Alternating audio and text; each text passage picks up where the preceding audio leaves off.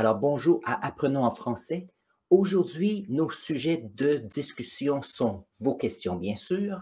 J'ai considéré qu'on pourrait parler de biodiversité, biodisponibilité. Ça vient d'un commentaire sur ma chaîne. On va aussi regarder la perception du temps si on voyage en s'éloignant d'une planète. Quelques questions de maths et j'ai eu une question de chimie d'un de mes élèves. Voyons voir, nous avons Chilf Rafabet qui est déjà arrivé. Donc, bonjour à tous. Alors, aujourd'hui, n'oubliez pas, ajoutez vos questions dans la section commentaires ou mettez-les dans les sections commentaires en rediffusion parce que je regarde vos commentaires et vos questions et c'est ça qui alimente notre émission hebdomadaire. Alors, voyons voir. J'ai une question sur la biodisponibilité. Ça, c'est une question qui est intéressante. Vous savez, notre corps, lorsqu'on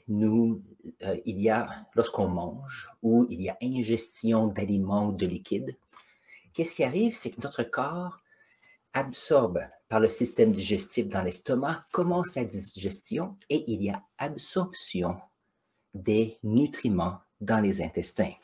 Donc, ce qui est intéressant, c'est la chose suivante. Donc, voyons si on descend comme ceci, voici l'estomac, on arrive comme ceci,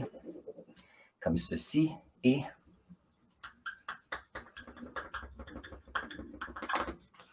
on a le gros intestin ici. Ce qui est intéressant, c'est que lorsque nous prenons de la nourriture, voyons voir si on peut prendre une autre couleur, ça va ici. Jusqu'à ce point-ci, c'est la digestion seulement. On mélange les aliments, on prend les grandes molécules et on les divise en plus petites, ce qui fait que lorsque ces nutriments en molécules plus petites arrivent dans l'intestin grêle, donc le petit intestin, il y a absorption des aliments. Donc, si quelqu'un prend, par exemple, beaucoup de sucre ou une boisson énergisante, on se retrouve avec sucre et caféine qui, ici, fait l'absorption dans notre corps. Si nous prenons des bons aliments, à ce moment-là, même chose, on arrive ici et on a tous ces vitamines et minéraux qui sont absorbés dans l'intestin grêle. Mais ce qui est intéressant, c'est que la même chose arrive pour les médicaments. Donc, quelqu'un qui a, par exemple, un mal de tête et va prendre quelque chose, un comprimé pour que son mal de tête soit mieux. Le comprimé arrive ici, il y a les molécules chimiques qui vont aider le corps et il y a absorption dans l'intestin grêle. Maintenant, ce qu'on va faire maintenant, c'est on va regarder un graphique. Parce que le système digestif ici, c'est comme un gros engin chimique où il y a des aliments, on change la chimie ici, on change les molécules, il y a absorption pour bien sûr que notre corps puisse bien fonctionner. Ça veut dire que lorsque nous avons un comprimé qui arrive dans notre corps, ou même les aliments, qu'est-ce qui arrive? C'est qu'il y a une augmentation de l'absorption. Alors, il y a la présence. Voyons voir si je peux avoir des meilleurs mots.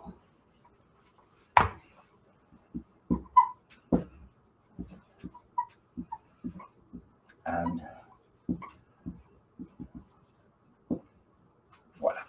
Donc, lorsqu'il y a un comprimé, aliment ou toute chose qui entre dans notre corps, il y a une présence. Et aussi qu'il y a une présence et qu'on se retrouve tranquillement à avoir ceci qui entre dans l'intestin grêle, suite à la digestion, les sucs gastriques et autres, il y a une augmentation de ce composé chimique qui est disponible dans l'intestin grêle. Ici, et éventuellement, il arrive où ça atteint un certain niveau. Donc, si nous prenons par exemple une certaine quantité de sucre, nous avons du sucre dans le système, il y a de la présence, absorption. Et qu'est-ce qui arrive? C'est que la quantité de sucre éventuellement va se stabiliser et descendre parce qu'il y a le métabolisme de notre corps qui s'occupe de cela. Donc, il y a le métabolisme. Comme ceci. Ça veut dire que Par exemple, vous savez, si on prend, il y a des personnes qui le matin ont besoin d'un café, caféine entre dans le corps, on se réveille et après un certain temps, il y a des personnes qui disent, OK, l'effet de cette caféine descend. Donc, qu'est-ce qui arrive? C'est que ceci, la quantité descend comme cela. Maintenant, ça ici, c'est comme une courbe de disponibilité. Donc, le mot ici, une courbe de disponibilité d'un composé chimique dans notre corps. Puisque c'est dans un corps biologique, on appelle ça la biodisponibilité. Donc, si on prend le cycle d'une journée, il y a des personnes qui vont dire, OK, je mange des aliments et de l'eau, augmentation, présence, absorption de ce qui est nécessaire, il y a un plateau et ça descend. Qu'est-ce qui arrive après un certain temps? Notre corps dit, oh, mais je commence à avoir faim. Donc, il y a un autre repas ou une collation qui va arriver. Si on prend un comprimé pour un maux de tête, par exemple, il y a présence de ce composé chimique, absorption par le corps. Ça, c'est la quantité. Donc, si on prend, par exemple, un comprimé avec de l'ibuprofène, par exemple, à ce moment-là, il y a peut-être un nombre de milligrammes dans le comprimé, parce qu'on ne veut pas en mettre trop non plus, parce qu'on ne veut pas que notre corps ait trop d'un certain produit chimique. Alors, qu'est-ce qui arrive?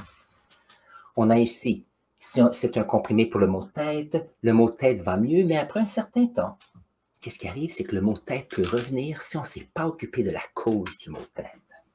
Donc ça ici, c'est le temps, et ça, c'est la disponibilité. Très bien. Alors, qu'est-ce qui arrive après un certain temps? Si on prend, par exemple, un comprimé pour le maux de tête, qu'est-ce qui va arriver? C'est qu'il arrive un moment où le maux de tête peut revenir. Alors, qu'est-ce qui va arriver? C'est que sur la petite boîte, le contenant de ce comprimé, ce qui va arriver, on va dire, vous pouvez reprendre un comprimé par exemple, à tous les 4 heures. Donc, après 4 heures, la personne va prendre un comprimé comme ceci, qui aura son effet et ça va descendre. Et ce qui est intéressant, c'est que si on prend la hauteur de la courbe ici, qu'est-ce qui va arriver? C'est que l'effet du comprimé, lorsqu'il arrive ici, et que l'on prend un autre comprimé, aura un niveau qui sera assez stable de ce produit chimique dans notre corps. Et donc, ça veut dire que quelqu'un qui prend un comprimé à tous les 4 heures a une certaine dose de nutriments tout au long. Il y a des personnes, par exemple, pour la nutrition qui disent on peut manger, mais c'est important de laisser le temps au corps de métaboliser notre nourriture que l'on prend. Parce que si on mange tout le temps, on peut se retrouver avec la présence de nutriments beaucoup plus souvent. Et il y a certaines difficultés avec soit le gain de poids, par exemple, ou il peut y avoir des difficultés. OK. Qu'est-ce qui arriverait si quelqu'un disait « Moi, j'aimerais prendre un comprimé à tous les 2 heures. » Alors, quelqu'un ici prend un comprimé après 2 heures, comme ceci.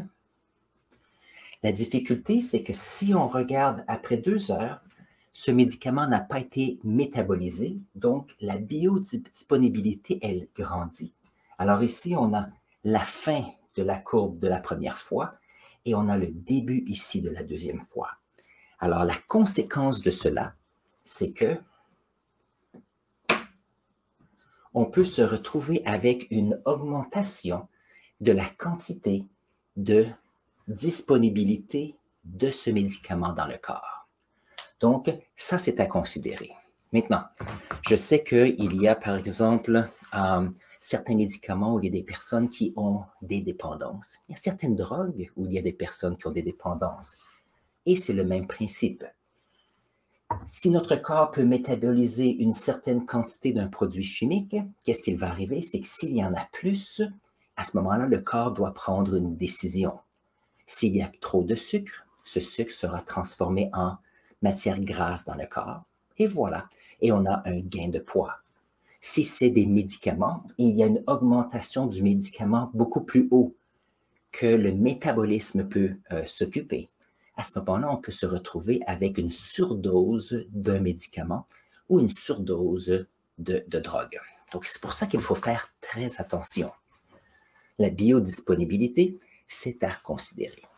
Alors, je me rappelle, il y a fait quelques années, j'avais un collègue qui avait des élèves et ils avaient décidé de faire comme un genre de concours, une compétition pour boire du café. OK.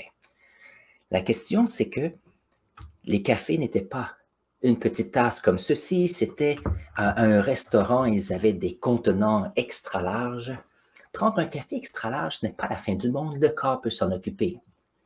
Par contre, si on prend une tasse de café qui a 3 fois cette grosseur, mais qu'on en prend 2 de fil, on se retrouve avec une augmentation de caféine. Et même si le corps veut assimiler cette caféine, le battement de cœur peut être affecté et ces élèves ont eu des arythmies cardiaques et ont dû aller à l'hôpital. Donc, lorsque l'on mange, lorsque l'on prend soit des boissons avec de la caféine, que ce soit le café ou les boissons énergisantes, que ce soit le chocolat, que ce soit les friandises riches en sucre, que ce soit les médicaments ou autres substances, n'oubliez pas, notre corps a besoin d'une certaine quantité pour bien fonctionner. Par contre, on ne veut pas avoir de surdose. Et ça, il faut faire attention à cela. Donc, ça, c'est ma discussion sur les, comment on pourrait dire ça, sur la biodisponibilité. Et ça vient d'une personne qui a laissé un commentaire dans une de mes vidéos. Alors, merci. D'après ce que je connais de la question de comment est-ce qu'on crée la neige, donc ici, il faut regarder comment est-ce que la neige est créée lorsque nous avons une saison d'hiver. Nous avons des nuages avec de l'eau. Ça, c'est la première chose. Comme ceci. Ce n'est pas en gouttelettes, mais c'est on a de l'eau qui est disséminée à l'intérieur de notre atmosphère. On a des basses températures.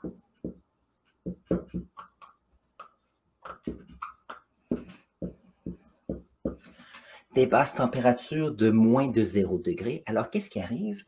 C'est que ces molécules d'eau dans l'atmosphère vont commencer à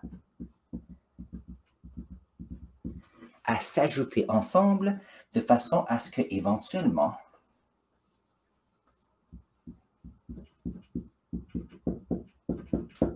nous allons avoir des flocons de neige et par la gravité, ceci va descendre. Et nous allons avoir, par exemple, une accumulation de neige. Ça, c'est le cycle naturel de la chose. Maintenant, il y a des centres de ski qui, quelquefois, si les pentes font face au soleil durant la journée, ou s'il y a un centre de ski qui veut commencer une saison un peu plus tôt, ou essayer d'avoir une extension de la saison, ils se disent, nous avons besoin de neige et nous avons besoin d'un mécanisme pour le faire. Donc, bien sûr, il faut avoir certains points importants. Il faut qu'il y ait des basses températures. Donc, ça veut dire que même si le jour il fait un peu chaud, ça peut être au-dessus de 0, nous avons besoin de températures de moins de 0 degrés Celsius pour s'assurer qu'il y ait des cristaux de glace qui se forment. Deuxièmement, on a besoin de l'eau dans l'atmosphère. Très bien. Lorsqu'il fait froid, ce qui est intéressant, c'est que l'eau a tendance à se condenser. Donc, s'il n'y a pas de nuages qui arrivent avec une grande quantité d'eau, c'est impossible d'avoir de la neige. Par contre, c'est plus facile d'avoir de la température.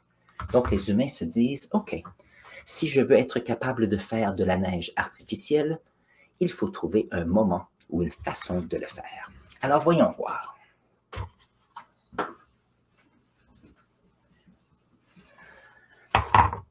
Alors, ce que les centres de ski font habituellement, c'est que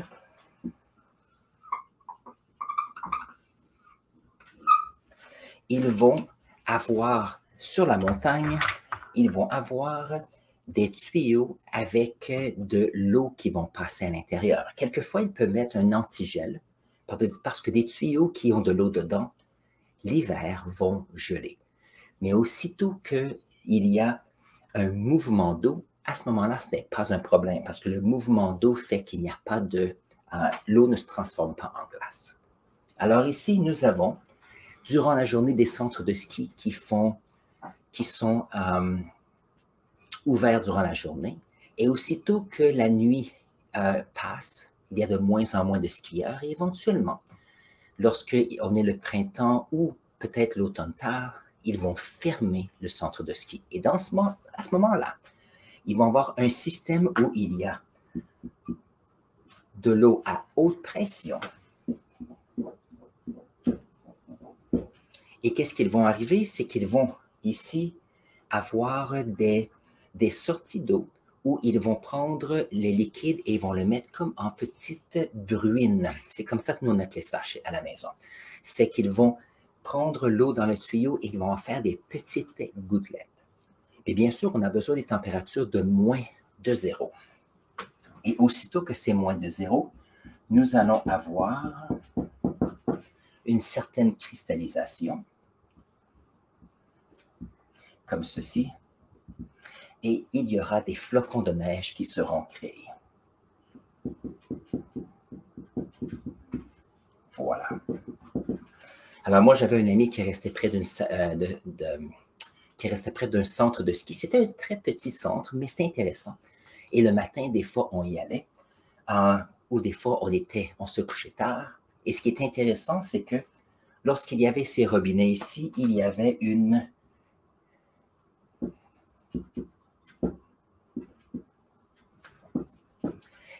Ce n'était pas habituellement de très beaux flocons de neige, mais on se retrouvait ici avec une accumulation de... Ça ressemblait à de la neige, mais c'était surtout des petits cristaux de glace. Alors, qu'est-ce qu'il y avait? C'est que les machines arrivaient et prenaient ceci et allaient l'étendre sur la piste de ski. Donc, la raison de cela, c'est qu'aussitôt qu'il y avait la neige, il y avait la dameuse qui venait et compactait, qui permettait d'avoir des conditions fantastiques. On a un petit centre de ski près de ici où je vis. Et si on va faire un tour, habituellement, il y a peu de neige rendue à la fin mars. Par contre, il y a certains endroits qu'il peut y avoir jusqu'à 1 mètre de glace. Alors, qu'est-ce qu'ils font? C'est qu'il fait froid la nuit, mais il fait plutôt chaud le jour. Donc, qu'est-ce que l'on fait? C'est qu'à la fin décembre, il y a accumulation de neige et le centre de ski produit de la neige artificielle presque tous les jours, de façon à ce que durant l'hiver, il y a une accumulation qui se fait. Et ça permet d'avoir du ski jusqu'à la fin mars. Mais dans la difficulté de cela, c'est que ça coûte de l'argent, c'est vrai, mais surtout pour les infrastructures, parce qu'on utilise les basses températures de la nature pour nous aider. Ça fonctionne bien pour les petits centres de ski, possiblement aussi lorsqu'on est près d'un chalet, lorsqu'on est dans un endroit où on fait le ski. Si on est en haute montagne, là, ce qui est intéressant, c'est qu'il y a plutôt des neiges éternelles, donc c'est beaucoup plus facile pour cela. Est-ce qu'on peut faire de la neige comme ceci toujours? Non, ça nous prend les conditions idéales. Si vous voulez faire un petit test à la maison, vous avez peut-être déjà vu une vidéo de cela. Donc, je vais montrer. Si, par exemple, il fait, par exemple, peut-être moins 15 degrés Celsius à l'extérieur, comme ceci. Si c'est plus chaud, c'est un petit peu plus difficile. On va sur la cuisinière et on fait chauffer de l'eau. Et ce qui est intéressant, c'est que on fait chauffer de l'eau jusqu'à ce qu'elle bout. Et une fois que cette eau va bouillir, nous sortons à l'extérieur. Et bien sûr, il faut penser à la sécurité pour ne pas se blesser. Mais nous prenons le contenant comme ceci et avec force, on envoie le contenant avec l'eau qui est très, très chaude et on veut comme l'éparpiller dans l'atmosphère. Et qu'est-ce qui arrive? C'est que presque instantanément, cette eau qui est bouillante, On a des molécules qui bougent très rapidement. Lorsqu'on les envoie dans l'atmosphère, ils s'éloignent parce qu'ils ont beaucoup plus de place. Par contre, puisqu'il fait très froid, ils vont commencer rapidement à se condenser. Et on se retrouve à ce moment-là avec comme un nuage blanc de petits cristaux de glace qui se forment. C'est quelque chose d'intéressant. Un jour, je devrais essayer de faire ça. Peut-être, peut-être que s'il fait froid la semaine prochaine, je vais voir si je peux faire ça. Ce serait intéressant. Alors ça, c'est comme ça qu'on fait de la neige artificielle. Maintenant, si on a la facilité avec l'eau, c'est que celle-ci va fondre lorsque la température augmente. Je sais que si on va dans certains centres d'achat, il y a des produits chimiques que l'on peut utiliser. C'est comme une petite mousse blanche. La difficulté, c'est que c'est pas bon pour l'environnement. C'est peut-être beau sur place, mais est-ce que c'est la meilleure chose? Et ça, c'est une question pour les consommateurs. Alors, merci Chiffre Alphabet pour ta question. C'est une excellente question en ce qui concerne la chimie, mais aussi des conditions de ski. Il y a des personnes qui vivent de ce secteur d'activité pour le tourisme et le bien-être des gens. Alors, merci beaucoup. Alors ici, la question se rapporte à une question de perception du temps si on parle de l'espace et les grandes distances. Si nous avons notre petite planète ici, nous avons des signaux radio, bien sûr. Nous avons, dans le passé, il y avait les radios, maintenant on a les téléphones cellulaires. Il y a même des scientifiques qui envoient des informations dans l'espace en espérant peut-être qu'on va répondre à ceux-ci. Maintenant, ce qui est intéressant, c'est que si nous sommes le 5 mars ici et que nous envoyons dans l'espace une onde ou un message, qu'est-ce qui arrive? C'est que cette onde va aller plus loin. Maintenant, si moi j'étais pour avoir une petite fusée, comme ceci, et que je voyage assez rapidement, qu'est-ce qui va arriver? C'est que si je voyage à la même vitesse que la vitesse des ondes, on est le 5 mars ici, ça veut dire que l'information qui est ici est le 4 mars. Et l'onde qui est ici le 3 mars, 2 mars, le 1er et le 28 février. Ça veut dire que si j'étais pour quitter la planète Terre avec une fusée et que je suis la vitesse de l'onde ici et que je regardais vers la Terre, c'est comme si tout ce qui se passe sur Terre était figé. Parce que le message qui a été envoyé à ce moment-là, s'il il voyage dans l'espace et que moi, je voyage en même temps que le message, j'ai l'impression que c'est comme si c'était une photo et il n'y a rien qui bouge. Même si on continue à faire des choses, bien sûr. Par contre, si nous avons une fusée et nous avons beaucoup plus d'énergie et que nous voyageons beaucoup plus rapidement, nous pourrions voyager et peut-être après un certain temps, voir le message qui a été envoyé le 5 mars et l'information qui a été envoyée le 26 février. Et ça, c'est bien sûr en regardant la Terre lorsqu'on s'éloigne. Pourquoi? Parce que si on est rendu ici, le message que l'on voit, c'est l'information qui a été envoyée le 1er mars, mais qui a besoin du temps pour voyager. Donc ici, c'est une question de perception de temps. Ça veut dire que le temps, on est ici présentement, et bien sûr, ceux qui sont avec moi en direct, donc on a Chiffre Alphabet maintenant, il sait ce qui se passe. Quelqu'un qui regarde en rediffusion saura ce qui est arrivé le 5 mars, mais peut-être dans 3 jours. C'est un peu le même principe. Alors la question, c'est si ça, c'est possible. Alors ici, c'est une image du passé. Donc, si on peut aller à une vitesse très, très grande, plus grande que la vitesse des ondes qui va dans l'espace, on peut voir le passé de ce qui est arrivé à la planète Terre ici. Donc ça, c'est quelque chose à considérer. Maintenant, qu'est-ce qui arriverait si nous avions une planète qui est X ici? Et cette planète, vous pouvez la voir, envoie aussi des ondes,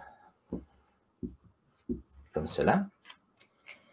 Alors ça ici, on est le 5 mars, ça c'est le 4, le 3, le 2, le 1, le 28. Ça, bien sûr, c'est fictif. J'assume que sur cette planète, il y a quelqu'un qui peut envoyer un message. Lorsque la fusée arrive ici, il va dire, oh, je reçois un message qui date du 28 février, c'est bon. Donc, lorsque j'approche de cette planète, c'est comme si le temps avançait beaucoup plus rapidement, parce que l'information vient vers nous et nous allons vers cette information. Donc, c'est comme si le temps allait beaucoup plus rapidement. Donc, c'est une question de perception par rapport au point de référence.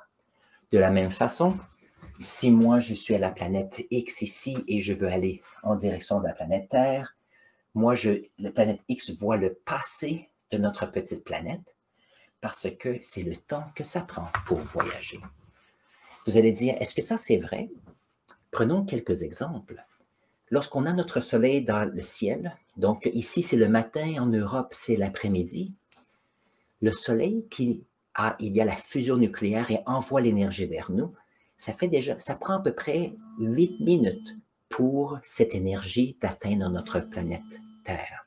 Ça veut dire que ce que nous voyons du soleil, c'est le soleil d'il y a 8 minutes. Mais c'est le temps que ça prend pour l'information de venir ici. Bien sûr, si on considère, par exemple, on a des appareils qui sont sur la planète Mars. C'est des petits véhicules qui se promènent.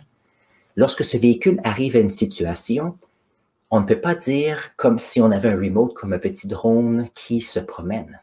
La difficulté, c'est que l'information pour aller sur Mars prend, si je me rappelle bien, ça prend entre 7 et 12 minutes, dépendant le type d'onde.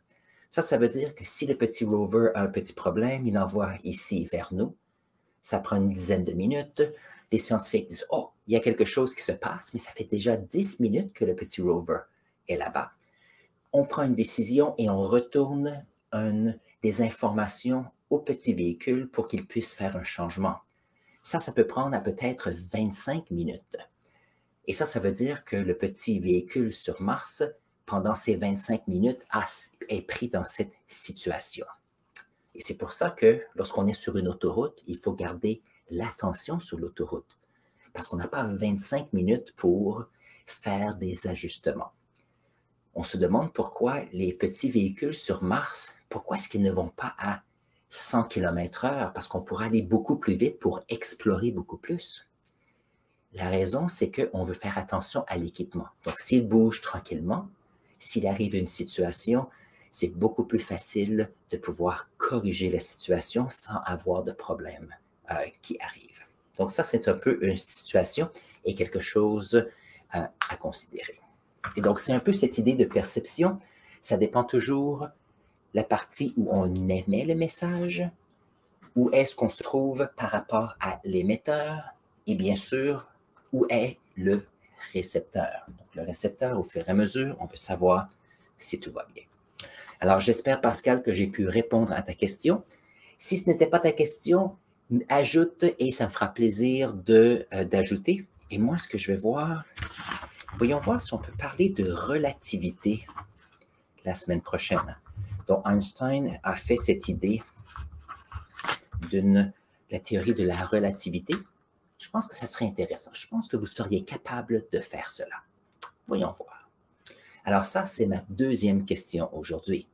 Alors, si vous venez d'arriver à notre chaîne ici et vous regardez ce petit vidéo et apprenez des choses, n'hésitez pas à vous abonner à notre chaîne, à peser sur le petit pouce ici, la petite cloche pour vous dire quand est-ce qu'on a une nouvelle émission.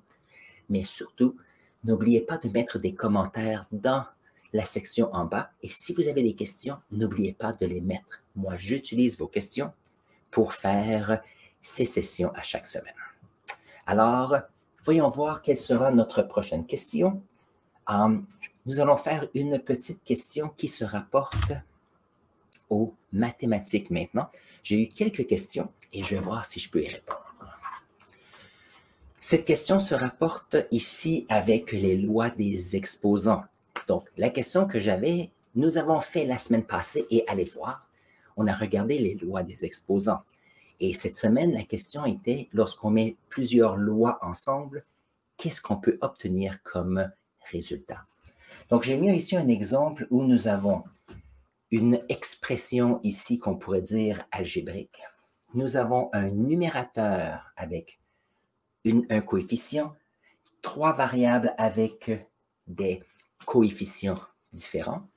Nous avons ici un autre coefficient au dénominateur avec ici des bases, des exposants. Ah, ça, c'est des puissances. J'avais oublié le mot. On a ici des puissances différentes. Et la question, c'est comment est-ce que l'on peut résoudre ceci? Alors, je vais vous montrer deux façons de pouvoir le faire, de façon à ce que si vous arrivez à ces situations, vous allez avoir quelques trucs pour vous aider. La semaine passée, et en passant, je vais mettre une petite carte ici ou là qui va se rapporter à cette section de ce vidéo sur les lois des exposants. L'idée, c'est lorsque c'est compliqué, on veut simplifier la chose. Alors, nous savons que si on a 4 ici, 4, c'est 2 fois 2 comme ceci, ça va.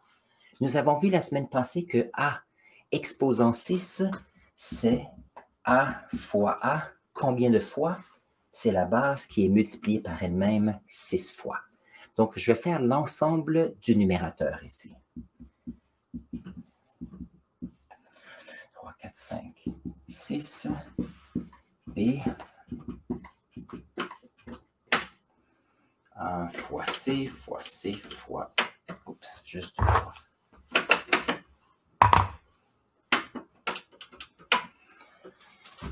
La raison pourquoi les exposants sont fantastiques, c'est qu'au lieu de répéter des parties de multiplication, surtout s'ils sont les mêmes, 1, 2, 3, 4, 5, 6, voilà, on peut le simplifier avec cela. Maintenant, faisons la même chose avec le dénominateur.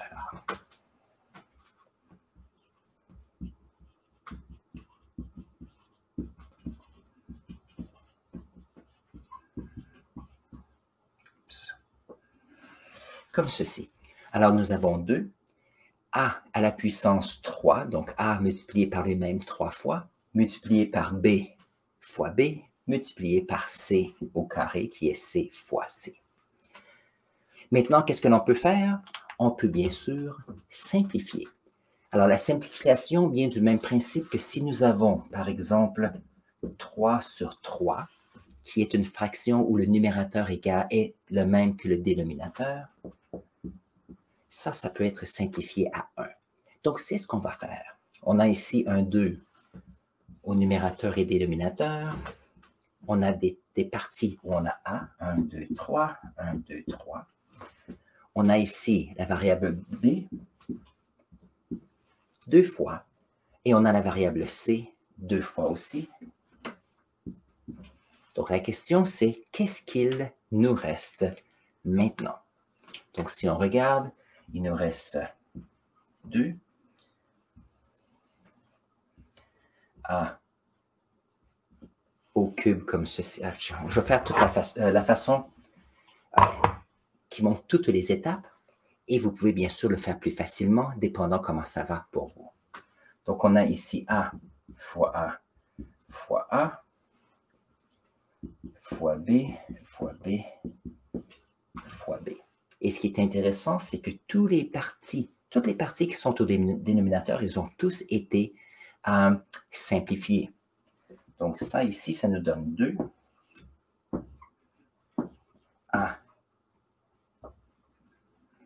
A3 et on a B3.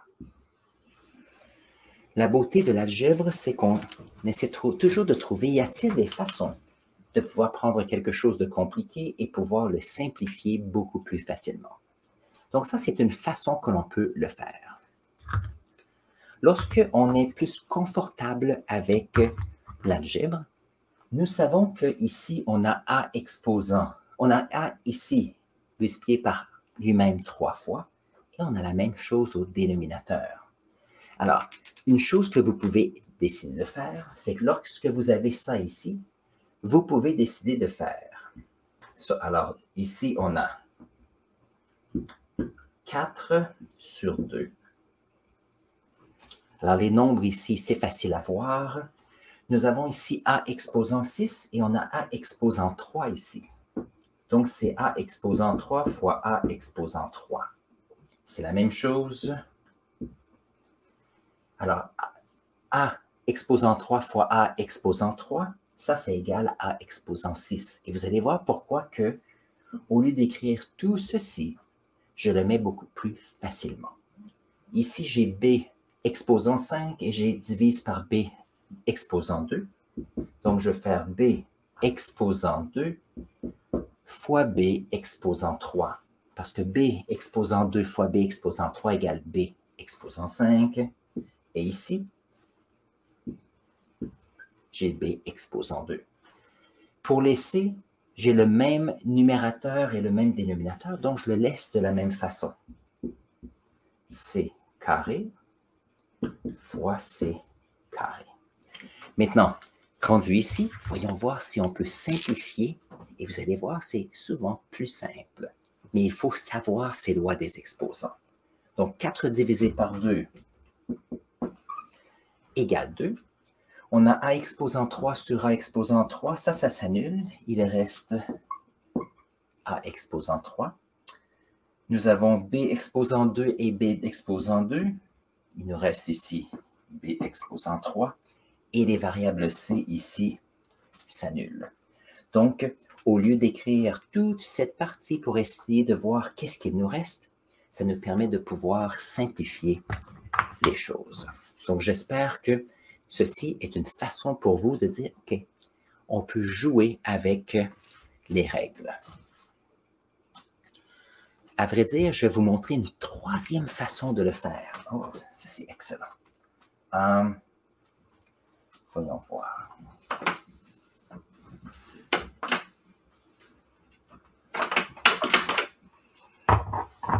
La troisième façon, c'est d'utiliser la loi des exposants lorsqu'on a des divisions d'exposants.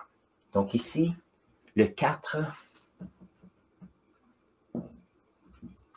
c'est la même chose que 2 exposant 2. Le 2 ici, c'est 2 à la 1. Donc si l'exposant est 1, on n'a pas besoin de l'indiquer. Alors voyons voir. On a ici une division d'exposants ici avec la même base. Et donc, on soustrait les exposants. On a ici la même base. Donc ici, puisqu'on divise, on va soustraire les exposants. Ici, même base, on soustrait les exposants. 3, 5 moins 2. Et ici, on a C, on a une division, on soustrait les puissances. Et vous allez voir que souvent, j'alterne puissance et exposant, parce qu'avec toute ma carrière, on change toujours la façon qu'on le dit. Donc, il s'agit de comprendre le principe avec la personne avec qui vous le faites. C'est 2 moins 2. Alors ici, j'ai 2 exposants. 2 moins 1, c'est 1. Ici, A, 6 moins 3 fait A à la 3. B ici, exposant 5 moins 2. Et ici, C, exposant 2 moins 2, ça fait 0. Qu'est-ce que c'est C à la 0? On a vu que c'est égal à 1. Donc, on n'a pas besoin de le mettre. Et donc ça, ça et ça, ce sont 3 façons d'indiquer pour répondre à cette question initiale ici. Donc, des fois, on se dit, ah, mais il y a seulement une façon de le faire. Non. Et la question, est-ce que c'est important de savoir toutes les informations? Bien sûr que non. Il s'agit de voir qu'est-ce qui fonctionne le mieux pour vous. C'est comme ça qu'on a des mathématiciens et des mathématiciennes, bien sûr, qui font des choses différemment et peuvent avoir des nouvelles perspectives. Et c'est comme ça que les mathématiques, avec les sciences, peuvent s'améliorer. Voilà, voilà. Donc, il n'y a toujours pas d'autres questions dans la section chat. Voyons voir quel sera notre prochain. Je vais continuer à faire un peu de maths, vu que j'avais des questions ici et que c'est important pour moi d'y répondre. Voyons voir.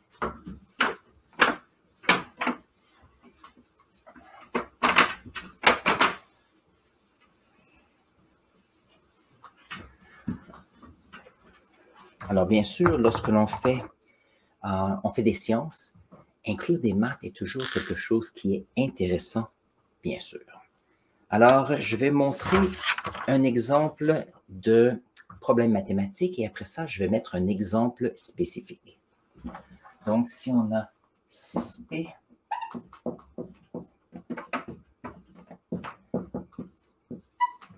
comme ceci. Donc, si on regarde, nous avons ici ce qu'on appelle une équation. Pourquoi est-ce que ça, c'est une équation? C'est parce qu'on a un égal 0 ici. Alors, première chose à faire, il faut regarder, on a des parenthèses, on n'aime pas ça, donc on va les enlever. Le 4 qui est ici est une multiplication qui multiplie chacune des parties à l'intérieur. Donc, 6p plus 32 moins 4p égale 22. Maintenant, ce qu'on va faire, on va regrouper les termes semblables. Donc, on a ici 6p, on a ici moins 4p. Maintenant, nous avons un 32 positif qui est ici. Maintenant, puisque nous avons une égalité ici, lorsque nous l'envoyons de l'autre côté de l'égalité, ça va changer son signe au début. Et s'il y a des personnes qui ne sont pas sûres comment et pourquoi c'est comme ça, vous pouvez toujours le demander dans le chat. Si nécessaire, je suis ici pour vous aider. Donc, nous avons égal ici 22 moins 32. Alors maintenant, il s'agit de faire nos additions et nos soustractions. 6p moins 4p nous donne 2p comme ceci. Et 22 moins 32 égale moins 10. On divise par 2 chaque côté. Donc, nous avons donc ici une valeur de la variable qui est moins 5. Maintenant, pour ceux qui, des fois, disent « Ah, l'algèbre, c'est un peu difficile », le but de l'algèbre, c'est de pouvoir essayer d'avoir c'est comme un code qui représente une situation. Donc, les personnes qui aiment coder, donc faire le codage pour faire des applications, pour faire des logiciels, c'est le même principe. Si on prend par exemple voyons voir. Par exemple, il y a Microsoft qui a son programme Word pour faire le traitement de texte. Il y a une façon, alors c'est un programme qui a les fonctions spécifiques, comme ceci, et les personnes peuvent écrire le texte qu'ils veulent. Si vous utilisez, par exemple, une feuille de calcul, c'est le même principe. On utilise les calculs pour pouvoir simplifier les choses.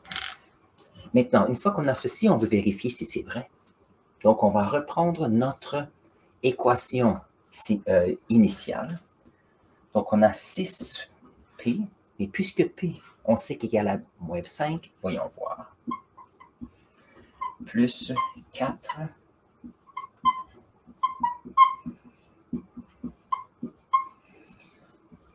Donc, maintenant, il s'agit de voir, est-ce que... Oh, je viens de remarquer, voilà.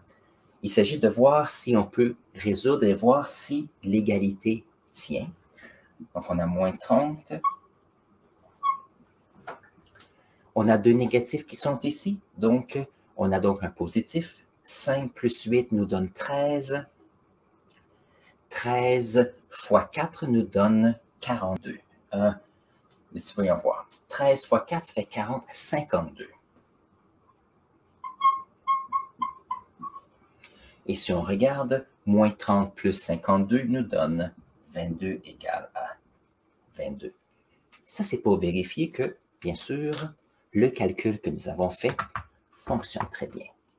Donc, c'est toujours intéressant de faire un peu d'algèbre. Et le P ici peut être quoi? Ça peut être un certain profit pour une compagnie. Ça peut être, si nous voulons faire 22 unités je ne sais pas, d'un produit, on a besoin de 6 peut-être 6 paquets de matériaux et 4 paquets d'autres choses. Et l'idée, c'est que lorsque on parle de paquets, c'est, disons, on a besoin de commander les matériaux nécessaires pour faire ce que l'on veut. Et ça permet de pouvoir faire des commandes beaucoup plus facilement. Et ça, alors, il faut réfléchir au début pour voir ce qui se passe.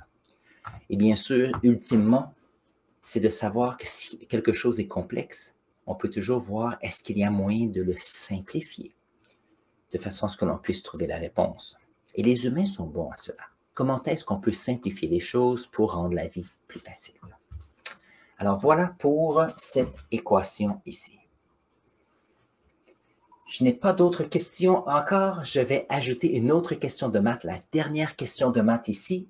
Et après, nous allons parler de composés ici, ioniques et moléculaires.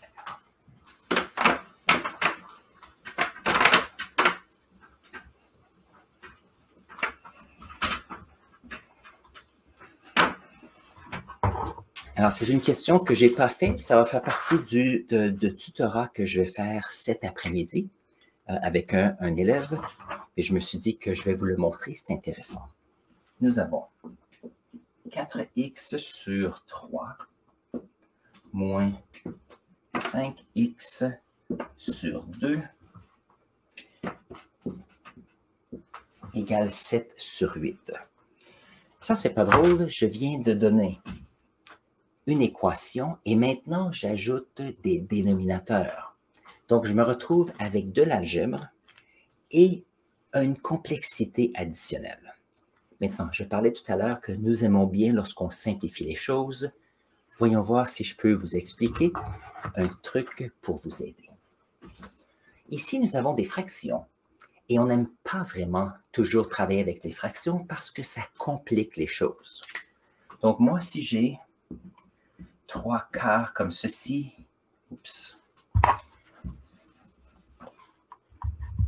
nous avons ici 30 sur 40 comme ceci, égale, je ne sais pas,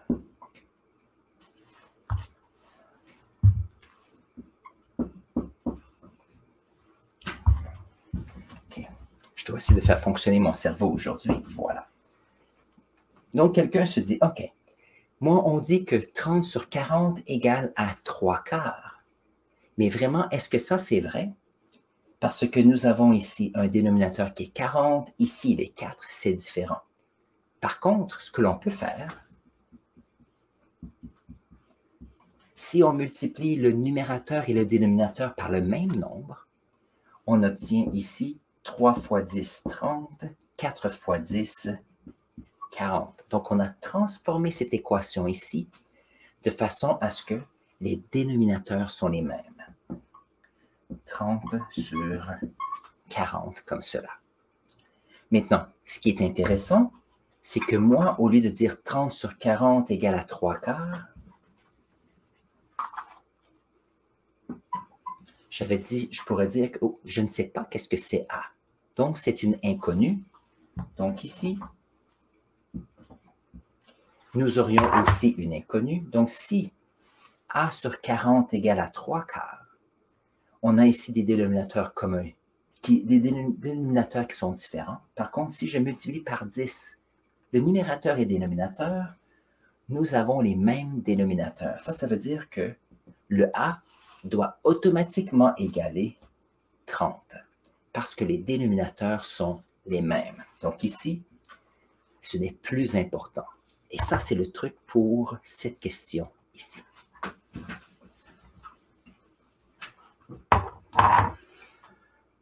Voilà. Nous avons tous des dénominateurs qui sont différents. J'ai un 6 ici, j'ai un 2 et j'ai un 3. Donc, ce qu'on va faire, c'est qu'on va transformer cette équation pour avoir le même dénominateur. Donc, le 2 et le 3 sont des facteurs de 6. Donc, si je multiplie 2 par 3, j'obtiens 6. Et ça veut dire que je dois aussi multiplier le numérateur. On a un 3 ici. 3 va dans 6 deux fois. Donc, on a 3 fois 2, mais on doit aussi multiplier par 2 le numérateur. Donc, voyons voir ce que nous obtenons. Nous avons ici 3 fois 2 qui est égal à 6.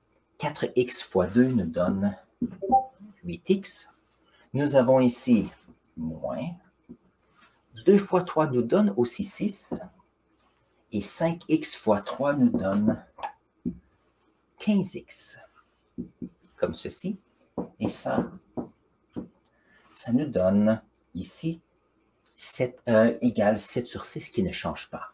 Mais chose intéressante, regardez, les dénominateurs sont tous les mêmes maintenant. Alors moi, mon truc, c'est si les dénominateurs sont les mêmes et ce sont des termes qui sont séparés par des signes positifs ou négatifs, on peut enlever ces dénominateurs. Donc 8x moins 15x égale à 7. Donc, voyons voir. Moins 7x égale à 7.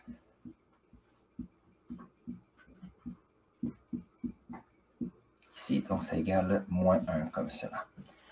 Donc, dans cette équation qui semblait compliquée tout à l'heure, nous avons pu trouver que la valeur de x égale à moins 1.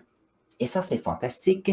Même si ça semblait compliqué au début, on a pu trouver des façons de pouvoir simplifier les choses.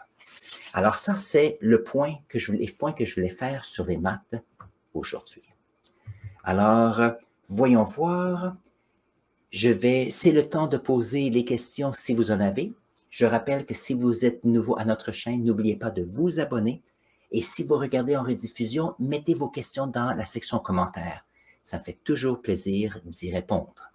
Et avant de terminer, s'il n'y a pas d'autres questions, je vais parler de les différences entre des composés ioniques et moléculaires. Donc, ce qu'on va faire, on va faire un côté à la fois. Ce qui était intéressant avec les composés ioniques, NaCl, et nous avons, je ne sais pas, qu'est-ce que ça pourrait être? M, pourquoi pas. Je vais mettre 2 chlorures ici, le chlorure de sodium et le chlorure de magnésium. Ce qui est intéressant, c'est qu'il s'est fait d'un métal et un non-métal. Comme ceci. C'est très intéressant. Et ici, bien sûr, il faut se rappeler de notre tableau périodique. Maintenant, ce qui est intéressant avec les métaux, c'est que ils finissent par avoir des charges. Alors, c'est Na+, et Mg de plus. Et la raison pour cela, c'est que lorsqu'on a des atomes et on a des électrons de valence, ceux-ci disent « Ah, je peux rester avec mon atome, mais les métaux sont prêts à les laisser aller si quelqu'un les veut vraiment. » Maintenant, c'est un transfert d'électrons. Ça ne veut pas dire qu'on oublie qu'on a besoin des électrons, mais c'est qu'on est prêt à partager. Lorsqu'on a le chlore, celui-ci a une charge négative, parce que, chose intéressante, le chlore est un non-métal qui, lui, veut avoir un électron de plus. Donc, le sodium et le chlore vont bien ensemble, parce que le sodium donne un électron, le chlore reçoit l'électron. Mais puisque maintenant ils ont des charges opposées, ils vont s'attirer ensemble. Et ici, pour le chlorure de magnésium, on a besoin de 2 chlores négatifs, parce que le magnésium ici a 2 électrons qu'il va donner, et le chlore ici en reçoit 1. Donc, on a besoin de 2 chlores qui va avec le magnésium. Et voici notre molécule. Voilà. Chose intéressante, à la température de la pièce, ces composés ont tendance à être solides. Pourquoi? Parce qu'il y a des atomes qui se donnent et d'autres reçoivent les électrons, mais ils sont prêts à les recevoir de d'autres. Donc, ils ne sont pas très stressés, mais ils ont besoin de l'un et l'autre pour avoir des électrons, pour les donner ou les recevoir. Chose intéressante, si on les dissout dans l'eau, on se retrouve avec des solutions qui conduisent l'électricité. Donc, dissous. il y a une conductivité. Voilà. Donc ça, c'est intéressant. Et puisque c'est solide, ils ont besoin d'une assez grande température pour pouvoir les faire fondre et ultimement encore une plus grande température pour qu'ils puissent être vaporisés. Donc ça, ce sont les grands points que j'ai pour l'instant. Je vais voir si je peux en ajouter quelques autres dans un instant. Regardons maintenant les composés moléculaires. Donc par exemple, je ne sais pas, nous avons CH4 et nous avons CO2. Donc, si nous avons le méthane et le dioxyde de carbone, nous avons ici des atomes qui sont ensemble et ce qui est intéressant, c'est que ce sont tous des non-métaux.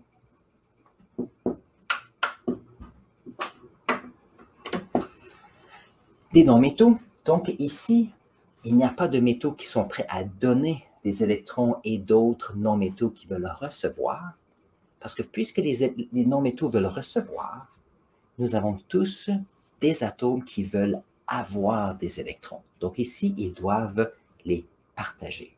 Donc il y a un partage d'électrons.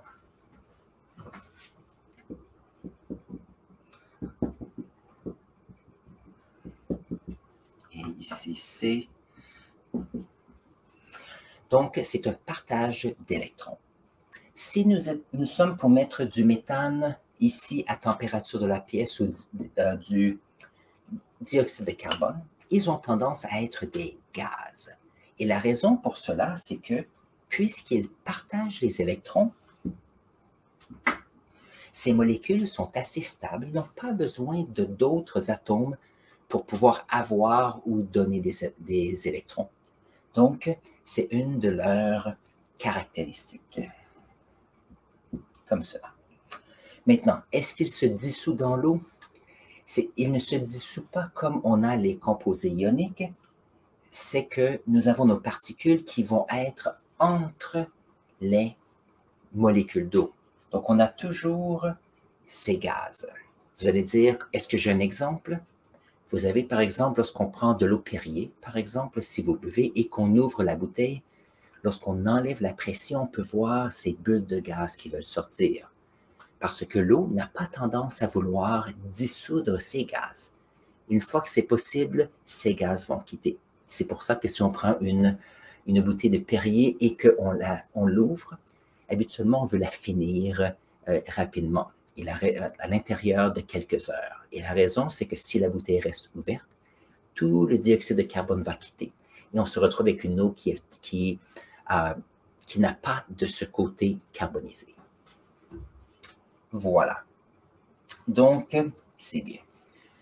Sujet intéressant, lorsqu'on a un composé ionique, le fait qu'il y a cette relation de transfert d'électrons, on appelle ça des liaisons ioniques. Des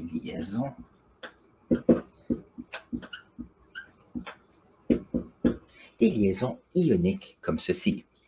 Ça veut dire que si nous avons un composé moléculaire, on doit donner un nom aussi à ces composés et on les appelle des liaisons covalentes.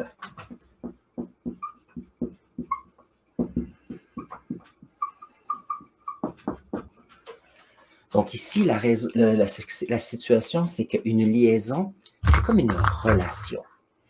Une relation ionique ou une liaison ionique, c'est lorsqu'on donne ici des électrons et un autre les reçoit. Il y a un transfert.